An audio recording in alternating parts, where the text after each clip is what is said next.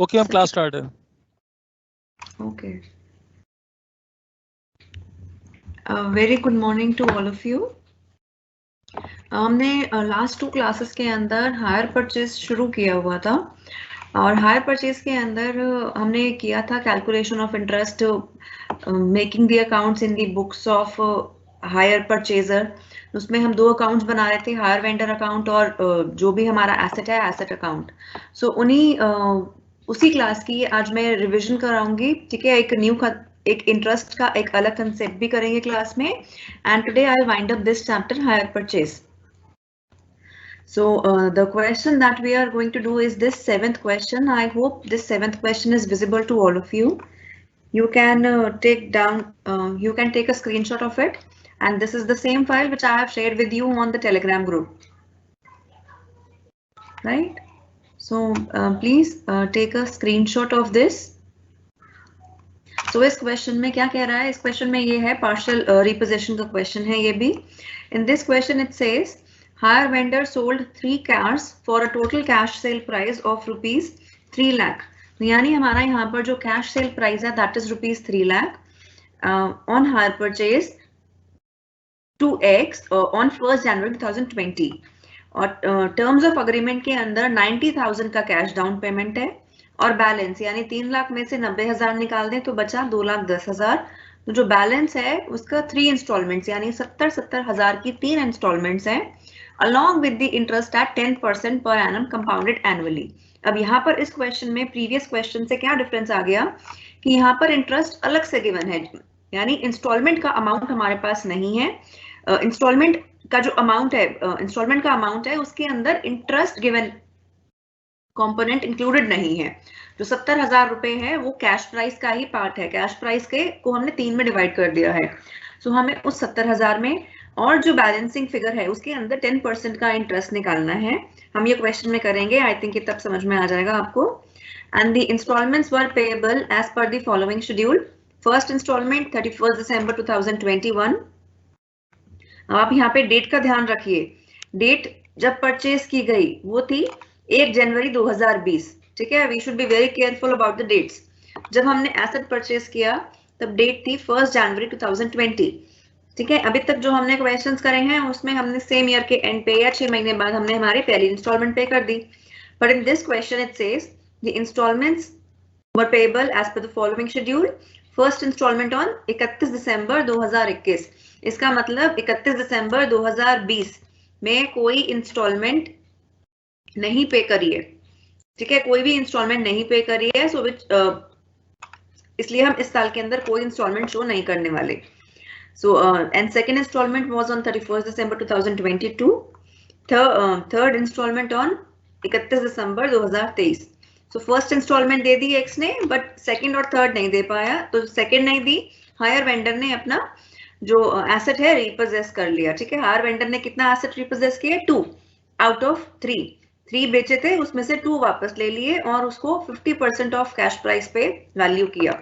So let us first record all these things in are working notes, ठीक है। सबसे हमारे लिए बहुत इंपॉर्टेंट है हमारे वर्किंग नोट्स बहुत ही क्लियरली बनाना। सो हमारा जो पहला ये वर्किंग नोट है, लेट अस सी हियर। हमने कार्स खरीदी 1 लाख की, 3 कार्स खरीदी, so total cash price is 3 lakh.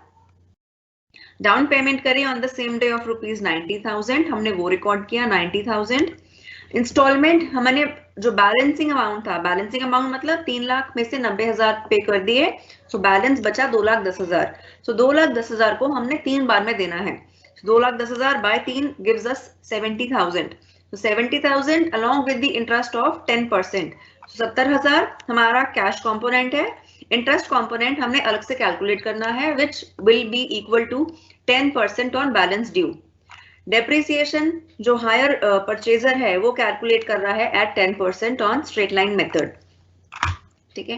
हर जो फर्स्ट इंस्टॉलमेंट जानी थी on this date 31/12/2021, second instalment जानी थी ऑन 31/12/2022 और थर्ड इंस्टॉलमेंट जानी थी ऑन 31/12/2023। इसमें से पहली इंस्टॉलमेंट दी गई और जो ये बाकी दोनों इंस्टॉलमेंट्स हैं ये नहीं दी गई। ना देने की वजह से इस डेट पर 31 दिसंबर 2022 ये date is of date of repossession. So इस डेट पर हायर वेंडर ने अपना जो एसेट है वो रिपोजेस कर लिया। ठीक है, मैंने बताया अब इन क्वेश्चंस के अंदर हमारे लिए सबसे ज्यादा इंपॉर्टेंट होते हैं हमारे वर्किंग नोट्स। अगर हमने हमारे वर्किंग नोट्स इजीली बना दिए, क्लियरली बना दिए, तो फिर उस केस के अंदर हमें उनको प्लॉट करना है सिर्फ। ठीक है, so let us now do our calculations. ठीक है, हम जो डू आवर कैलकुलेशंस मतलब जो दो कार रिपोजेस हो रही है मैं उसकी यहाँ अलग दिखा रही हूँ, और जो एक कार रिटेन कर रहा है हायर परचेजर उसकी अलग दिखा रही हूँ। सो टू कार रिपोजेस्ड के अंदर टू कार्स जो रिपोजेस की गई, एक की वैल्यू थी 1 लाख रुपए। ठीक है, 3 कार्स 3 लाख में ली गई तो एक की वैल्यू है 1 लाख। तो दो जो रिपोजेस करी दो कार्स उनकी वैल्यू हो जाएगी 2 लाख। ठीक है, 1 लाख इंटू 2 लाख। अब हमने इन 2 लाख रिपोजेशन पे ये वर्किंग नोट्स बनाने हैं। सो जिस दिन ये परचेज की गई, ये हमारी है purchase date, 1 January 2020 is a purchase date. So value on purchase of the two cars which were repossessed was 2 lakh. So we recorded 2 lakh. Depreciation charge कर रहे हैं हम 10% straight line method. So 10% straight line method means our depreciation is going to be same for all the years, and 10% of 2 lakh is 20,000. So depreciation will be 20,000 for all the years. मैं repeat कर रही हूँ, depreciation हमारा है 10% straight line method पर। सो 10% straight line method में हुआ मतलब इसका 20,000, 2 लाख का 10% मतलब 20,000। हर साल हमारा डेप्रिसिएशन लगेगा 20,000 का ही। सो 31/12/20 तक डेप्रिसिएशन हमारा लगा 20,000। सो बैलेंसिंग फिगर रह गई ऑन 1 जनवरी 2021 एज 1,20,000। ये हमने ये भी पूरा इंटायर ईयर मशीन यूज करी है। ठीक है, सो यहाँ पर इस साल पे डेप्रिसिएशन लगा। So if you have confusion I can write here. So this is the depreciation, this amount is the balance, and on 31 December again we are charging the depreciation. सो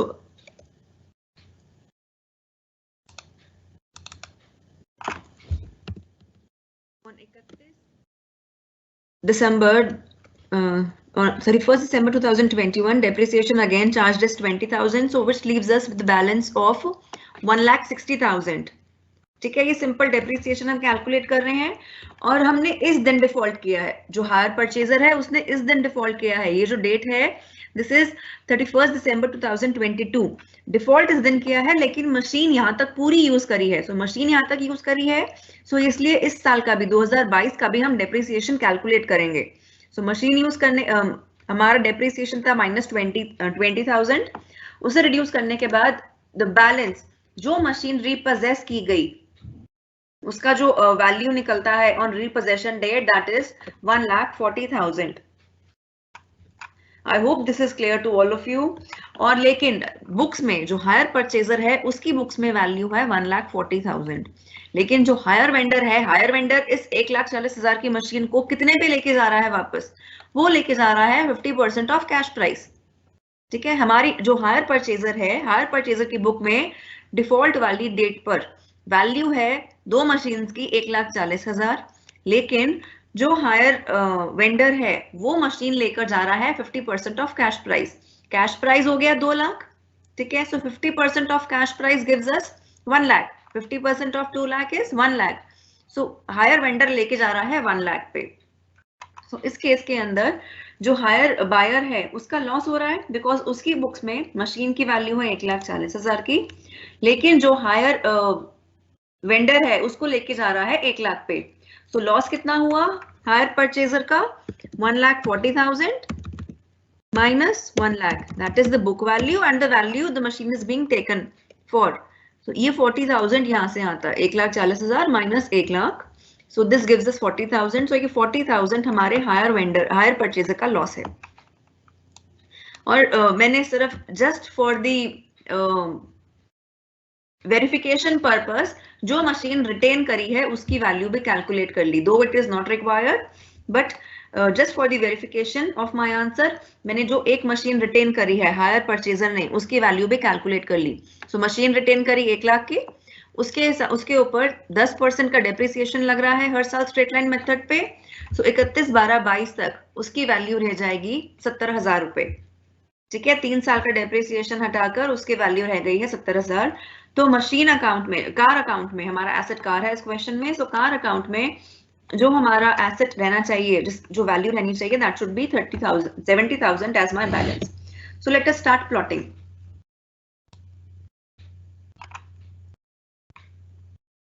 हम हायर वेंडर अकाउंट में सबसे पहले जा रहे हैं। हमें वो 5 जो स्टेप्स मैंने बता रखे हैं, सबसे पहले एसेट परचेज, फिर डाउन पेमेंट, फिर उसके बाद interest, charging of interest, then instalment and then depreciation. इन 5 की सीक्वेंस में ही हमें ये क्वेश्चन करना है और ये 5 हमें याद रखने हैं सीक्वेंस में। हम जैसे ये सीक्वेंस याद रखेंगे हमारे लिए क्वेश्चन करना, सॉल्यूशन करना बहुत ईजी हो जाएगा। सो पहले हमारा ट्रांजैक्शन होता है for the asset purchase, right. So asset is purchased on, the purchase date is our 1st January 2020. So I'll write here 1st January 2020, right? And the entry that we make for the asset purchase is car asset to hire vendor. So in this case, car is being purchased. So I'm writing car. So car account debit to hire vendor. Hire vendor account में आ जाएगा ये on the credit side and the value is 3 lakh. 3 lakh की car purchase करी, जो हमने यहाँ पे लिख दिया on the credit side 3 lakh. फिर हम सेकंड रिकॉर्ड करते हैं हमारा डाउन पेमेंट। सेकंड रिकॉर्डिंग होती है डाउन पेमेंट की। डाउन पेमेंट भी सेम डे की जाती है on 1st January 2020। Down payment के लिए एंट्री हो जाएगी hire vendor account debit to cash. So यहाँ पर हम लिख देंगे टू कैश। अमाउंट कितना है डाउन पेमेंट का? Amount was 90,000। सो हम यहाँ पे लिख देते हैं 90,000। नेक्स्ट हम रिकॉर्ड करते हैं हमारा इंटरेस्ट ड्यू। अब इंटरेस्ट ड्यू हम कैलकुलेट करते हैं at the end of the period. So and of the period क्या हुआ इसमें? 31/12/2020। इस दिन हम इंस्टॉलमेंट पे नहीं कर रहे, लेकिन इसका मतलब ये नहीं है हमारा इंटरेस्ट ड्यू नहीं हुआ। हमारा इंटरेस्ट तो ड्यू हुआ है, लेकिन हमने वो इस पीरियड में पे नहीं किया। That is the only difference. यहाँ पर आ जाएगा इंटरेस्ट। अब इंटरेस्ट ड्यू हम कैसे कैलकुलेट करें? इंटरेस्ट ड्यू हमारा कैलकुलेट होगा बैलेंसिंग फिगर पे। सो बैलेंसिंग फिगर कितनी है हमारी यहाँ पर?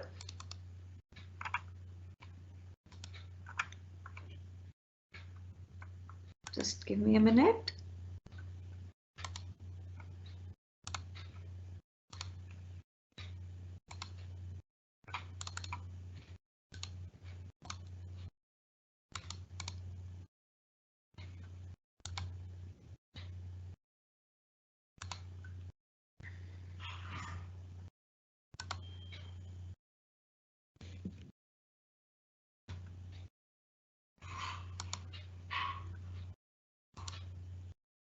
Yes.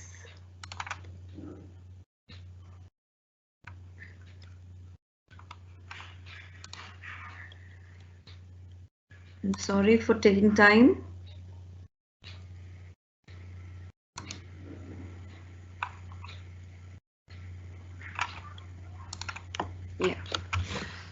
ओके, सो हमारी यहाँ पे बैलेंसिंग फिगर कितनी है? बैलेंसिंग फिगर हमारी है 3 लाख माइनस 90,000, यानी 2,10,000 की हमारी बैलेंसिंग फिगर है।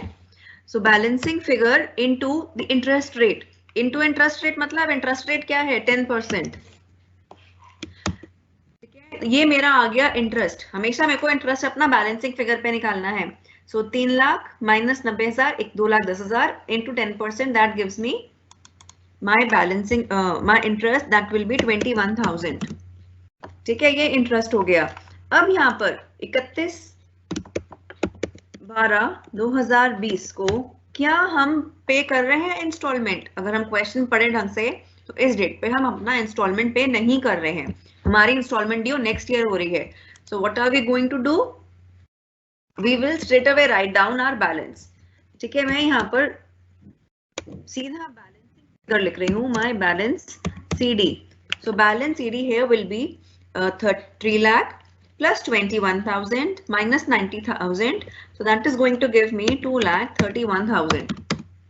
ठीक है, और सेम मेरा जो 5th ट्रांजैक्शन होता है that is for recording my depreciation। ठीक है, मैं कार अकाउंट में मैंने फर्स्ट ट्रांजैक्शन रिकॉर्ड नहीं किया, let me do that. So on 1st January 2020 यहाँ पर आ जाएगा to hire vendor, amount was 3 lakh. इस केस में डेप्रिसिएशन हो जाएगा 10% straight line method, which will give me 3 lakh into 10%, that is 30,000. ठीक है, और ये कैलकुलेट हो रहा है and of the year, that is on 31st December 2020. ठीक है, इस डेट पर मैं यहाँ पे भी बैलेंस लिख रही हूँ. तो balancing figure is 2,70,000 in the car account of hire purchaser. So let us take forward these balances to the next year. Balancing figure on 1st January 2021 in asset account is 2,70,000. Balancing figure in hire vendor account on 1st January 2021 is 2,31,000. ठीक है, अब हम next चीज पे आते हैं. हम सीधा एंड ऑफ द ईयर पे आते हैं, क्योंकि बिगनिंग ऑफ द ईयर में ना हमारा एसेट रिकॉर्ड होना है अब, और ना हमारी डाउन पेमेंट रिकॉर्ड होनी है. सो 1 और 2 वाली एंट्री हमें नहीं करनी. So we straight away go to our third entry, that is of interest due. So interest due हम कैलकुलेट करते हैं at the end of the year, that is on 31st December 2021 we are going to charge the interest. So यहाँ पर आ जाएगा by interest, और interest किस amount पे कैलकुलेट होगा, जो ये हमारा बैलेंसिंग फिगर है इस पे, यानी 2,31,000 into 10% gives me my interest. तो ये इंटरेस्ट बन जाएगा 23,100. ठीक है, ये इंटरेस्ट हो गया. अब नाउ इस डेट पर हम इंस्टॉलमेंट पे कर रहे हैं. ठीक है, क्वेश्चन में गिवन है हमारे जो पहली इंस्टॉलमेंट पे कर रहे हैं वो है 31/12/2021. सो इस डेट पर हमारी इंस्टॉलमेंट पे हो रही है. सो इंस्टॉलमेंट पेमेंट के लिए क्या हो जाएगा हमारा entry, hire vendor to cash.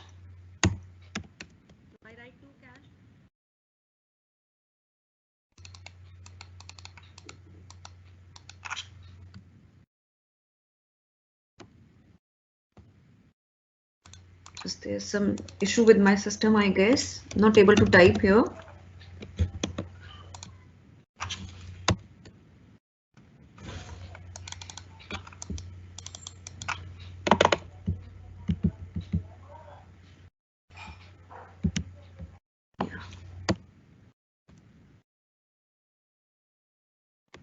To cash. So to cash. अब यहाँ पर द क्वेश्चन इज कितना कैश हम पे कर रहे हैं. हमें पे करना था 70,000 का जो हमारा बैलेंसिंग फिगर था फर्स्ट इंस्टॉलमेंट में प्लस द इंटरेस्ट. सो हमारा जो बैलेंस फिगर था, कैश कंपोनेंट था, वो था 70,000, और हमने इंटरेस्ट भी देना है. सो हमने पहले साल के अंदर जो हमारा पहले साल का इंटरेस्ट था उसको तो नहीं दिया, यानी जो ये 21,000 वाला इंटरेस्ट था, हमें ये 21,000 वाला इंटरेस्ट भी पे करना है, और हमें ये 23,000 वाला इंटरेस्ट भी पे करना है. हमें दोनों इंटरेस्ट पे करने हैं. सो कभी क्वेश्चन में बच्चे गड़बड़ी कर देते हैं कि सिर्फ ये वाला इंटरेस्ट है 23,100 रुपए इस साल का, वो कर दिया पे. नहीं, बट वी शुड रिमेंबर कि हमने लास्ट ईयर इंस्टॉलमेंट पे नहीं की थी, लेकिन हमारा इंटरेस्ट तो ड्यू हुआ था. अब अगर इंटरेस्ट ड्यू हुआ है तो हमें वो इंटरेस्ट पे भी करना है. सो यहाँ पर अमाउंट जो आएगा इंस्टॉलमेंट का, दैट विल बी 70,000 प्लस पहले साल का हमारा इंटरेस्ट दैट इज 21,000 प्लस इस साल का इंटरेस्ट दैट इज 23,100. हमें ये सारा पे करना है. ठीक है, अब यहाँ पे अगर मैं कैलकुलेट करूंगी, ठीक है, अगर मैं ये अमाउंट कैलकुलेट करूं तो this will come out to be 1,14,100. Okay, I can recheck this amount, recheck the calculation. So this is 70,000 plus 21,000 plus 23,100. So that gives me 1,14,100. ठीक है, इस साल का इंस्टॉलमेंट पे करने के बाद जो नेक्स्ट चीज हम रिकॉर्ड करते हैं दैट इज आवर डेप्रिसिएशन. सो हम नेक्स्ट ईयर में डेप्रिसिएशन भी चार्ज करेंगे. So it will be on 31st December 2021. Amount of depreciation, now यहाँ पर भी मिस्टेक नहीं करना, स्ट्रेट लाइन मेथड है तो स्ट्रेट लाइन मेथड के अंदर हर साल डेप्रिसिएशन सेम रहता है। पहले साल में 30,000 लगा, इस साल भी 30,000 लगेगा, डेप्रिसिएशन इज सेम, ठीक है 30,000, and then we will calculate the balance in both the accounts. So balance CD here is 2,40,000 in the asset account, and in the hire vendor account balance is, balancing figure will come out to be 1,40,000. Okay, this is the balancing figure. Let us carry forward these balances to next year. So next year may on 1st January 2022, balancing figure in your hire vendor account is 1,40,000, and in the car account balancing figure on 1st January 2022 is 2,40,000. So this is the year of default. 2022 में default हो रहा है. So default वाले year के अंदर अब हम interest तो ड्यू करेंगे, ठीक है. इंटरेस्ट हमारा कितना था, इंटरेस्ट कब ड्यू होगा, 31/12/2022 को हमारा इंटरेस्ट ड्यू होगा. सो इंटरेस्ट तो ड्यू करेंगे, इंटरेस्ट पूरे साल का लगेगा, यानी 1,40,000 इंटू 10%. इंटरेस्ट हमारा हो जाएगा balancing figure, that is 1,40,000 into 10%. सो ये हमारा इंटरेस्ट है, सो which gives me 14,000.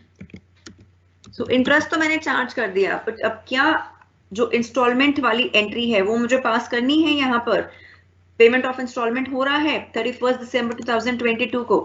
So I'm writing 31 December 22. Can I write here 2 cash? No, I cannot write here 2 cash. Why I cannot write 2 cash? Because this second installment is not being paid.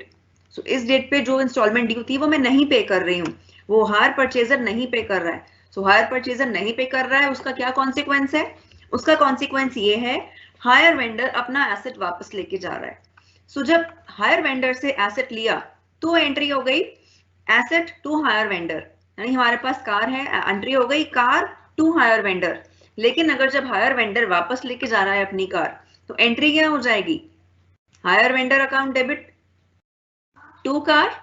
Entry reverse हो गई उस case में, जब car आई तो entry करी car to hire vendor, अब car वापस जा रही है हायर वेंडर के पास, सो एंट्री हो जाएगी car account hire vendor account debit to car.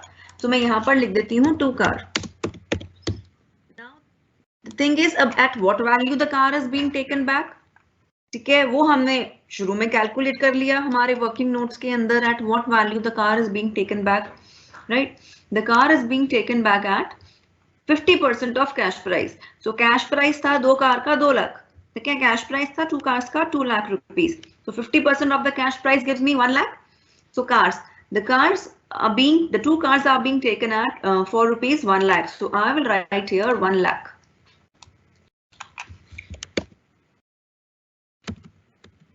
मैंने यहाँ पर लिख दिया हायर वेंडर अकाउंट में hire vendor to car 1 lakh, और जो बैलेंस बचेगा वो मेरा बैलेंसिंग फिगर हो जाएगा इस डेट पर. So my balancing figure will come out to be 54,000.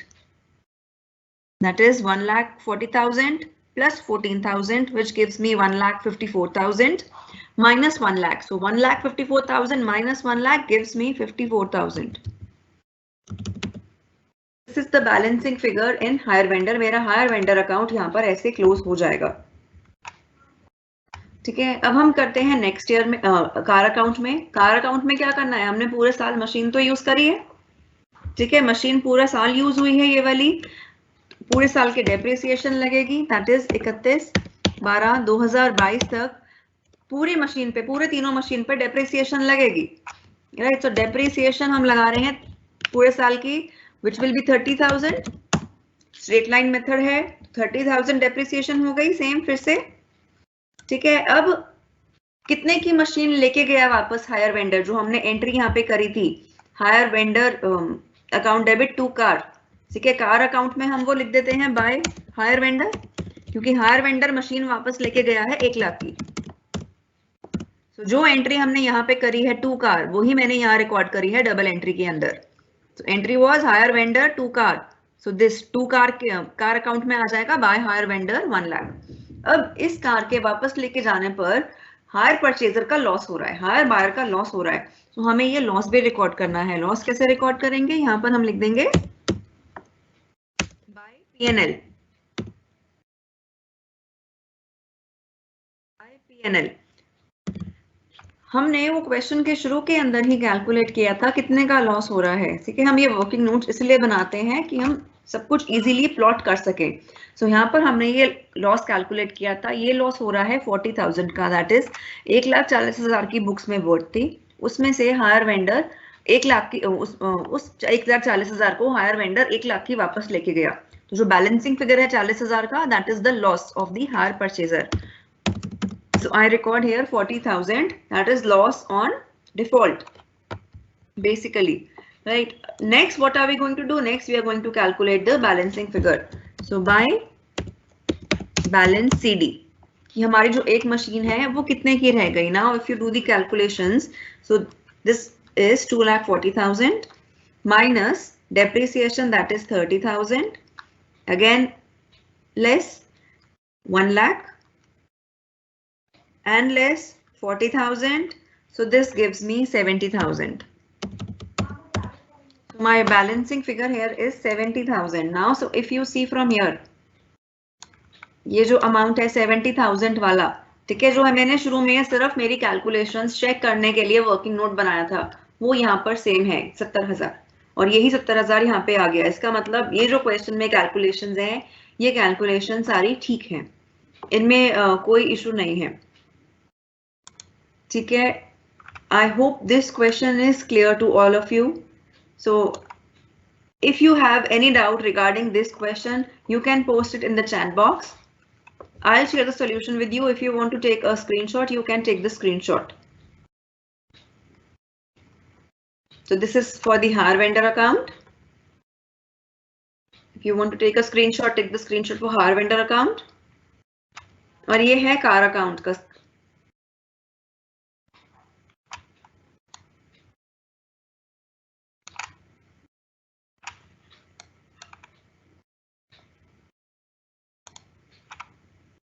And these are the working notes. So I'll share the working notes as well with you. These are the working notes. Let me see if you have any doubt in this question.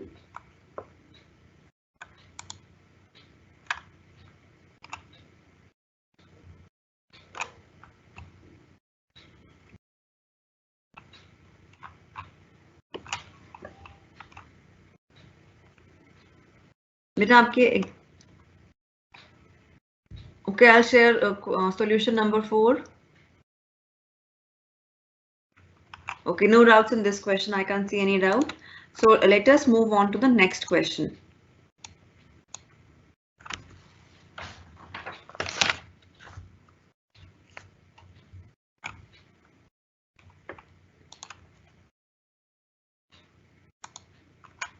Okay, next question. मैं ये question करा रही हूँ, question number 8. Rest this question you can do. Question number 9 you can do by yourself.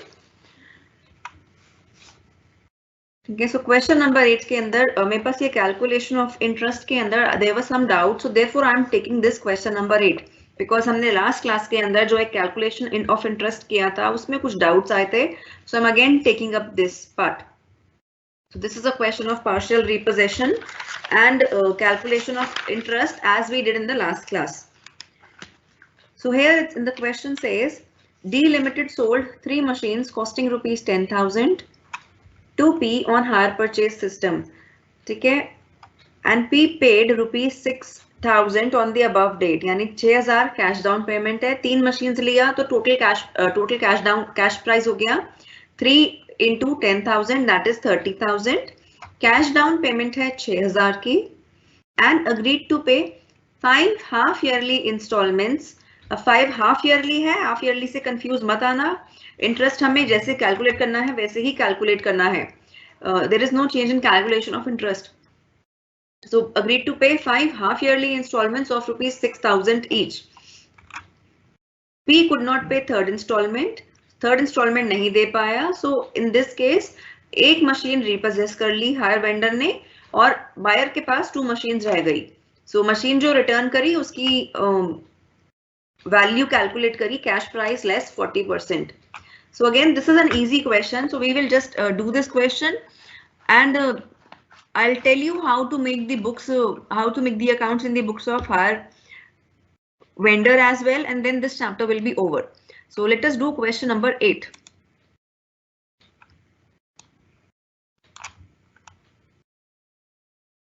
Okay. So what is happening in question number 8? हमारा जो cash price है, cash price इस question में है 30,000. ठीक है, cash price is of 30,000, 3 into 1,000. Cash down payment करी,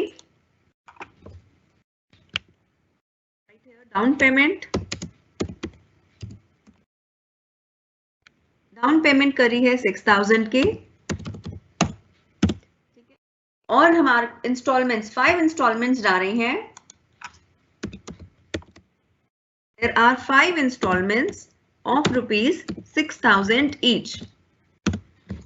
हमें इस क्वेश्चन में रेट ऑफ इंटरेस्ट नहीं गिवन है. क्योंकि हमें रेट ऑफ इंटरेस्ट नहीं गिवन है तो हमें हर साल का इंटरेस्ट कितना चार्ज हमें करना है वो निकालना है, right.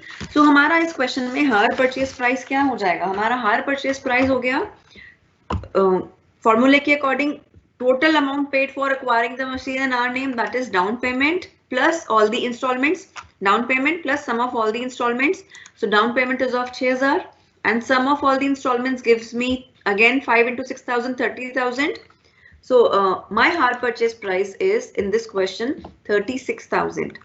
So 36,000 is the hire purchase price. 30,000 is your cash price.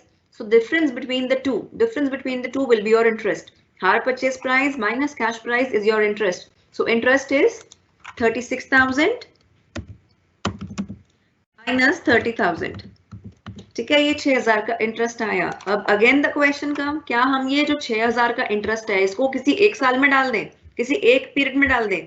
No, we can not do it. अगर हमारे 5 इंस्टॉलमेंट्स हैं तो ये 5 इंस्टॉलमेंट्स के अंदर इसका कॉम्पोनेंट जाएगा. But we can not distribute this 6,000 equally into 5 installments, क्योंकि जितना ज्यादा पहले अमाउंट ड्यू होगा उतना इंटरेस्ट का अमाउंट हाई होगा और वो स्लोली कम होता जाएगा. ठीक है, सो हमारा टोटल, इसको हमने कैलकुलेट कैसे किया था इस इंटरेस्ट को? Let us again do it. हम क्या लिखते हैं? हम सबसे पहले लिखते हैं हमारा total hire purchase price.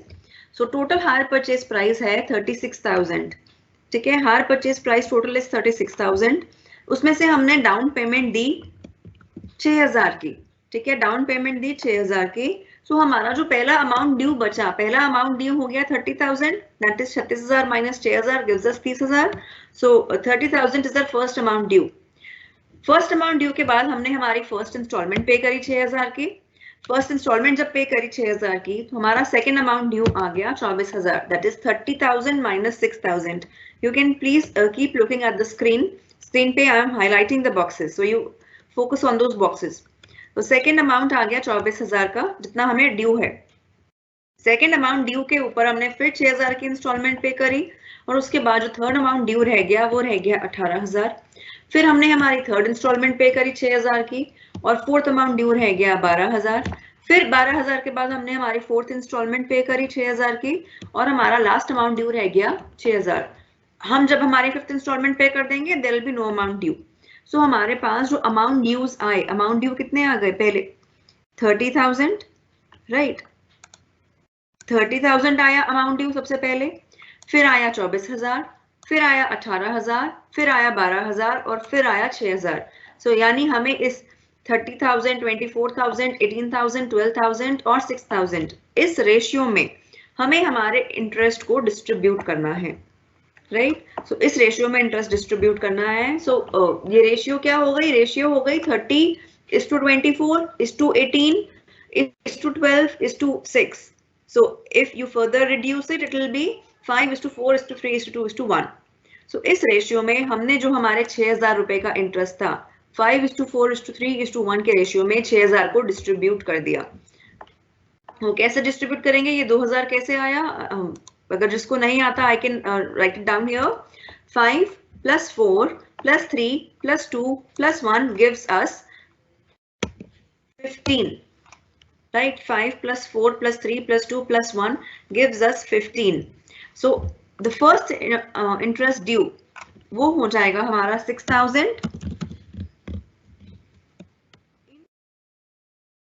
5 by 15. So that gives us 2,000. Second, हमारा जो कैलकुलेट करेंगे हमारा interest due that will be 6,000 into 4 divided by 15. So that gives me 1,600. 1,600. Third interest due will be 6,000 into 3 by 15, which gives us 1,200. Fourth interest due will be 6,000 into 2 by 15.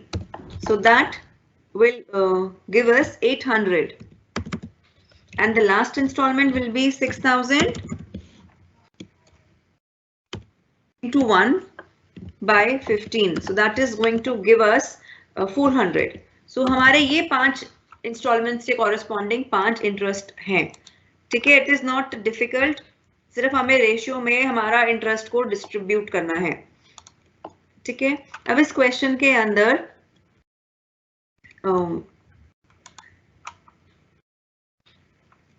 Third instalment नहीं पे कर रहा है, first पे कर रहा है, second पे कर रहा है, बट थर्ड पे नहीं की जा रही है. ठीक है, तो हम उस अकॉर्डिंगली हमारा जो वैल्यूज है मशीन की, we are going to calculate those values of our machine, and because of which the hire vendor is repossessing, let us read the question again, repossessing one machine. ठीक है, मैं यहां लिख देती हूँ repossessed one machine. So value of one machine is 10,000. So हम इस 10,000 को जो repossess किया जा रहा है, let us calculate that 10,000. सबसे पहले on 1 जनवरी 2020. ठीक है, 1 जनवरी हमारे डिफॉल्ट डेट क्या है, हमें इंटरेस्ट हमें कब पे, हमारे हाफ ईयरली इंटरेस्ट है, तो हम किस किस दिन हमें इंस्टॉलमेंट ड्यू है. लेट अस फर्स्ट राइट, सबसे पहला हमारा ड्यू हो गया, this is our beginning date, on 1st January 2020 is our beginning date. The date of our first installment is 30th June 2020. Let us first write these dates. 30th June 2020 first installment due, that is paid. Second installment की date हो गई 31/12/2020. हमने ये instalment भी पे कर दी. ठीक है, ये वाली इंस्टॉलमेंट भी पे करी. फिर थर्ड इंस्टॉलमेंट की डेट आ जाती है 30th June 2021. सो हमारी डिफॉल्ट की डेट क्या है, हमारी डिफॉल्ट की डेट ये है 30th June 2021. So this is the date of default. Right, हमने ये पे कर दिया सेकेंड इंस्टॉलमेंट और हमने फर्स्ट इंस्टॉलमेंट पे कर दी. Writing here and we paid the down payment. So writing these 3. The date of default is 30th June 2021. तो हमने जो सारी कैलकुलेशंस करनी है we will do till 30th June 2021. So 30th June 2021 तक let us calculate the depreciation. 1 जनवरी 2020 को उस जो एक मशीन रीपोजेस की गई, हमने जो वर्किंग नोट बनाना है वो बनाना है रीपोजेस वाले मशीन का. जो रिटेन्ड मशीन है उसका वर्किंग नोट सिर्फ और सिर्फ अपना क्वेश्चन इजी अपना वेरीफाई करने के लिए हम बनाते हैं, but that is not required.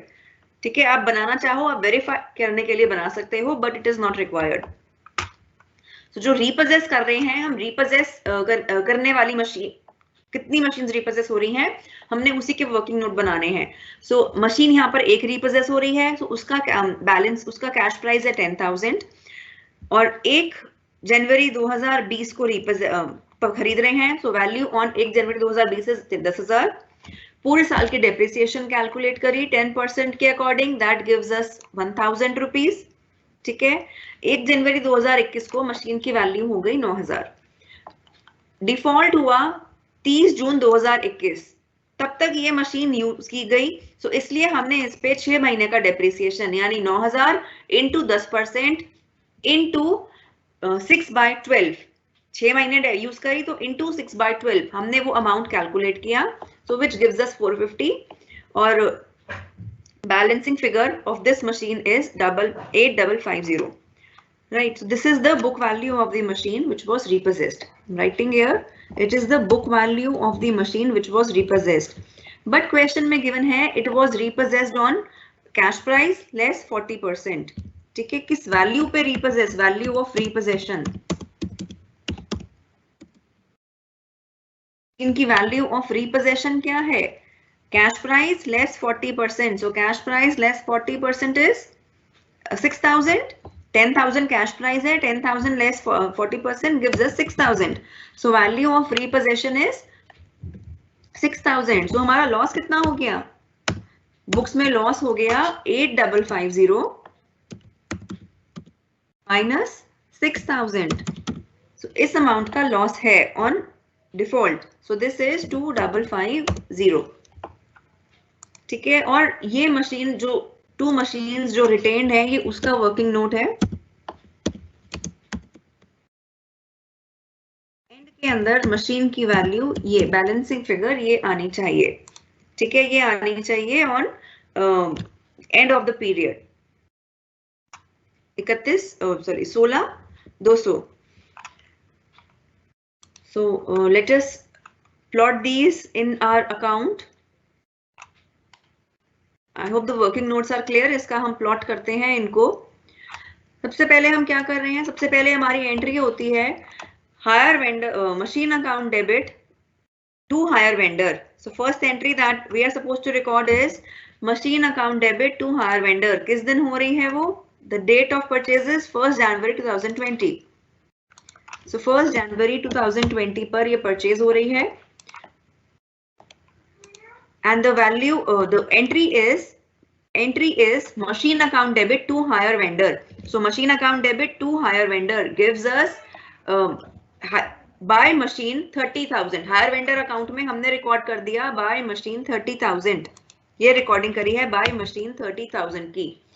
Same day पे हमने कैश पेमेंट करी, कैश डाउन पेमेंट करी। सो कैश डाउन पेमेंट भी हम यहाँ पर रिकॉर्ड कर देते हैं on 1 January 2020। This is the entry hire vendor account debit to cash 6,000। ठीक है, hire vendor account debit to cash, जो हाईलाइट कर रही हूँ सर उस पर ध्यान दीजिए, hire vendor account debit to cash 6,000। Next हमारा होता है रिकॉर्डिंग ऑफ इंटरेस्ट। अब हमें इंटरेस्ट कब रिकॉर्ड करेंगे? इंटरेस्ट तो हमने कैलकुलेट कर रखा है कि हमारा पहला इंटरेस्ट ड्यू है 2,000, लेकिन किस डेट पे है? जब हमारी पहली इंस्टॉलमेंट जाएगी तब हमें रिकॉर्ड करना होता है इंटरेस्ट। सो पहली इंस्टॉलमेंट किस डेट पे जाएगी? पहली इंस्टॉलमेंट जाएगी ऑन 30 जून 2020। 30 जून 2020 को पहली इंस्टॉलमेंट ड्यू है। सो यहाँ पर हम लिख देंगे बाय इंटरेस्ट, और जो इंटरेस्ट का अमाउंट है दैट इज 2,000 रुपीज, हमने वो रिकॉर्ड किया 2,000। ठीक है, and on the same date first installment is being paid, that is on 30 June 2020 our first installment is being paid. So first installment की एंट्री क्या हो जाएगी on this date 30 June 2020, hire vendor account debit to cash 6,000। ठीक है, और हम क्योंकि ये मिड ऑफ द ईयर है, मिड ऑफ द ईयर में we can't close our accounts, so our accounts can't be closed। so हम जाएंगे अब हमारा end of the year that is on 31/12 जब हमारी सेकेंड इंस्टॉलमेंट भी ड्यू है।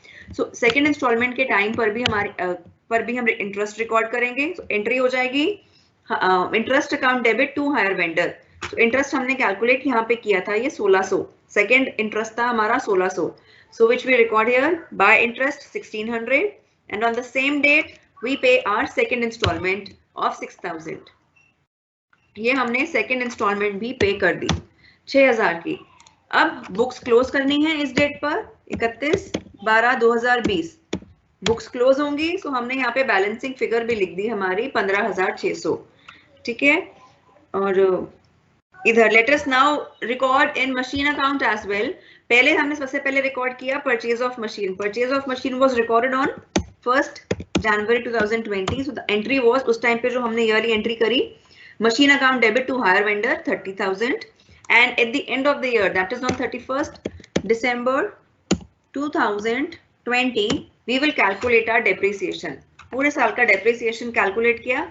Depreciation is being calculated on 10%, right? So 10% of 30,000 gives me 3,000. वो record किया, and balancing figure on the same date is 27,000. That is 30,000 minus 3,000 gives us 27,000. We carry forward these amounts to the next year. That is on 1st January 2021. Balancing figure 27,000. ठीक है, और इधर भी on 1st January 2021, balance BD is 15,600.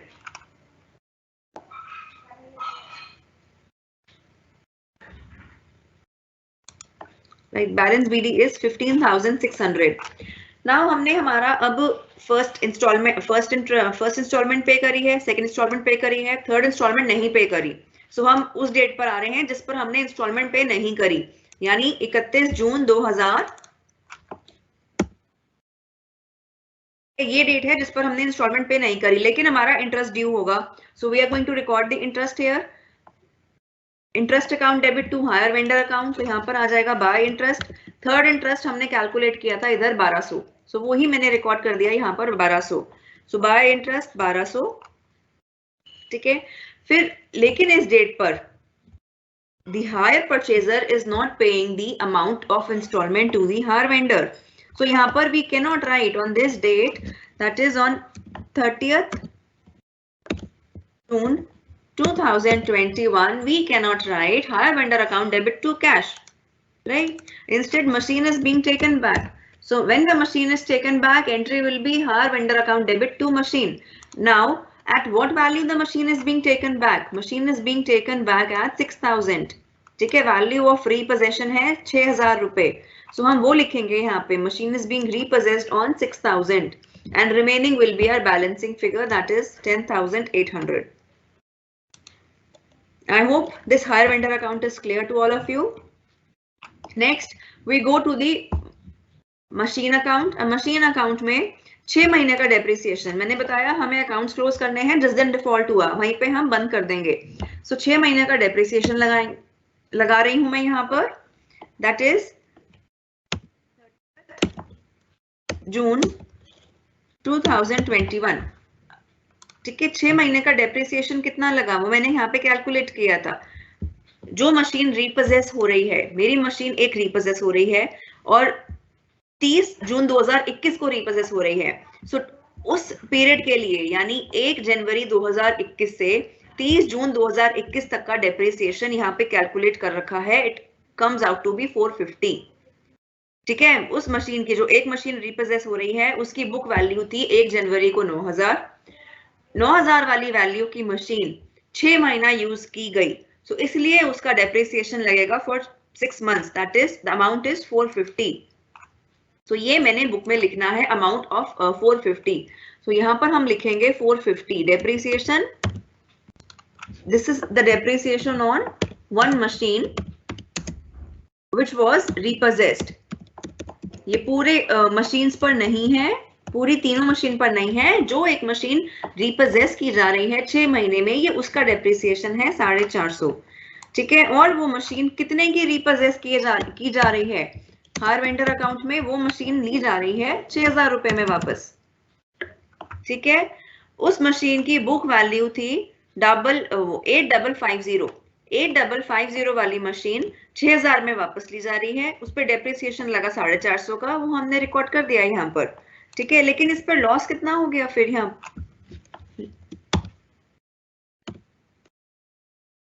8,850 वाली machine 6,000 में वापस ली गई. So balancing figure is your loss.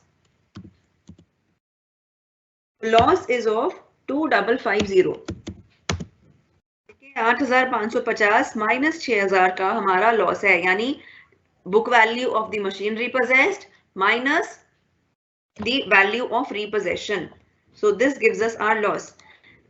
अब यहाँ पर हमने क्या करना है, हमने यहाँ पर अपने अकाउंट्स क्लोज नहीं करने, क्योंकि जो मशीन एक बाकी जो मशीन है, let us charge the depreciation on them as well. So 31/12/2021 पे हम जो बाकी मशीन है, जो बाकी मशीन है एज इन ये रही हमारी बाकी मशीन की जो मैंने कैलकुलेशन करी है. तो 2 मशीन्स रिटेन्ड. ठीक है, इस 18 हमारे पास 18,000 की मशीन रह गई थी 1 जनवरी 2021. इस 18,000 वाली मशीन पे पूरे साल का डेप्रिसिएशन लगेगा. मैं 31 दिसंबर 2021 को ये क्लोज कर रही हूँ. सो डेप्रिसिएशन लगा 1800 का and the balancing figure is 16,200. So I am going to record this depreciation of 1,800 and this balancing figure of 16,200. ये दो चीजें भी हमने मशीन में रिकॉर्ड करनी है. So I'll write them here.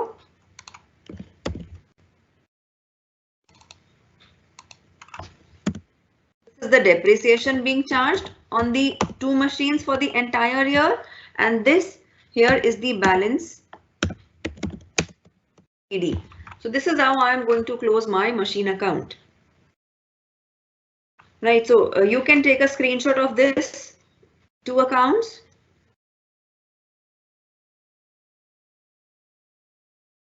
And these are the working notes. These are the working notes. So आप देखो working notes कितना ज़्यादा space occupy करते हैं और account बनाना बहुत easy है as compared to working notes. Working notes अगर हमने बना लिए ठीक से, so plotting them is very easy. So if there are any questions, you can please post them in the chat box.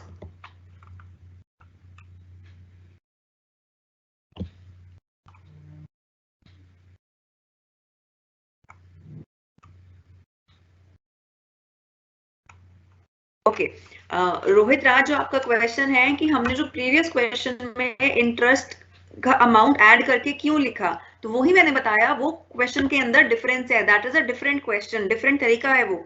उसमें जो हमने अब तक क्वेश्चन करे हैं, पहले वाले जो क्वेश्चन हमने करे हैं, उसमें इंस्टॉलमेंट का जो अमाउंट पे कर रहे हैं, उस इंस्टॉलमेंट के अमाउंट के अंदर हमारा कैश कंपोनेंट भी है, हमारा प्रिंसिपल कंपोनेंट भी है, और उसमें हमारा इंटरेस्ट कंपोनेंट भी है.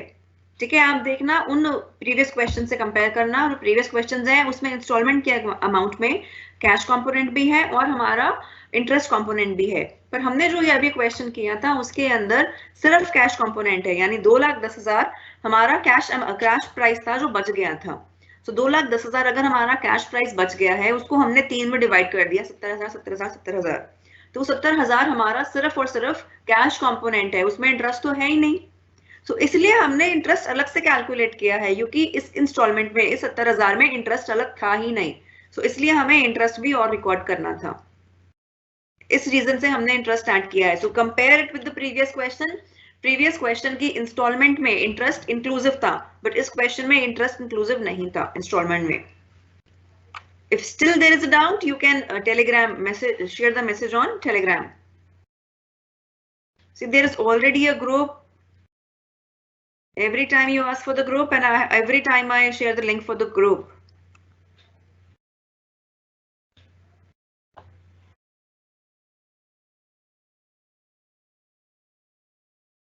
बिना ये वर्किंग नोट्स आप लॉस बिना उन वर्किंग नोट्स के आप लॉस निकालोगे कैसे Poonam? It will be difficult for you to calculate the loss. ठीक है, बिना इन वर्किंग नोट्स के आप लॉस निकाल नहीं पाओगे. ठीक है, यू कैन ट्राई इट. इसलिए इन वर्किंग नोट्स को बनाना जरूरी है. ये सारे वर्किंग नोट्स इंपॉर्टेंट है. इट्स नॉट इजी कि आप बिना उन वर्किंग नोट्स के लॉस निकाल दो. और and you are supposed to show those working notes.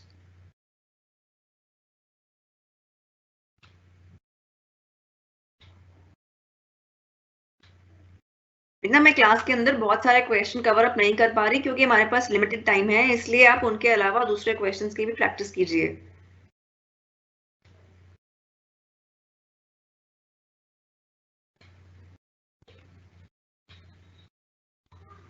नहीं, हायर परचेज के अंदर स्टॉक डेटर हमने कोई चॉइस नहीं. जैसे मैं क्वेश्चंस करा रही हूँ वैसे क्वेश्चंस ही आने हैं. 3 type of calculations of interest के अंदर एक हमने पहले वाला किया जिसमें रेट ऑफ इंटरेस्ट गिवन होता था, जो फर्स्ट क्लास में किया था. हम बैलेंस ड्यू पे इंटरेस्ट निकालते जा रहे हैं और उसको लिखते जा रहे हैं. सेकंड क्लास में हमने किया था जिसमें हमने इंटरेस्ट को रेशियो में डिवाइड किया था, जो आज की क्लास में भी हमने प्रैक्टिस किया। So that was the second type. Third type मैंने आज की क्लास का जो फर्स्ट क्वेश्चन था जिसके अंदर इंस्टॉलमेंट अमाउंट एंड जो कैश प्राइस था प्लस इंटरेस्ट वो करवाया। सो ये 3 टाइप की हमने कैलकुलेशंस करी हैं।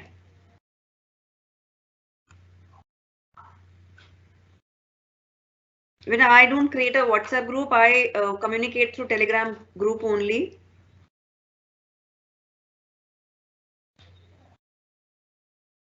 No beta, एग्जाम के अंदर you are supposed to write it on the paper and then upload it. बाकी एग्जाम आपके probably आपके क्योंकि मार्च में जो गाइडलाइंस है that is for online only, so you are supposed to write it on the paper, not on the Excel. Write it on the paper, take a screenshot and then upload it. बाकी आपको office से communication आ जाएगा।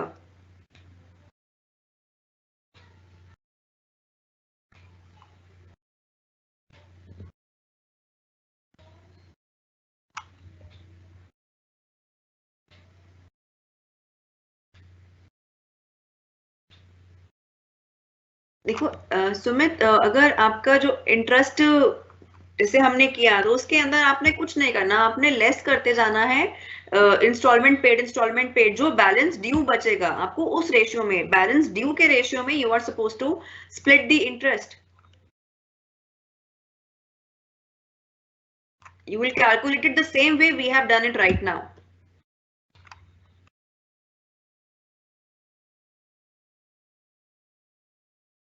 Sonia, that's your choice. To use a pen or pencil, just keep it neat.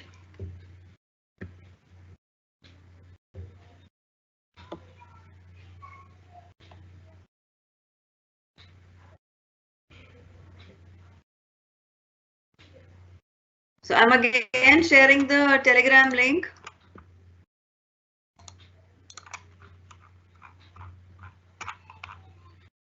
And this is the link only, ये expire नहीं है, यही link है जिसको मैं शेयर कर रही हूँ फिर से।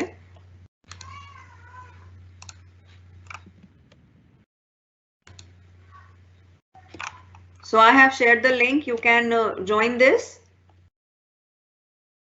And now I am ending the session. So if you have doubts, you can post it on the Telegram group. You can text on the Telegram group. Thank you, class. And you can join this group.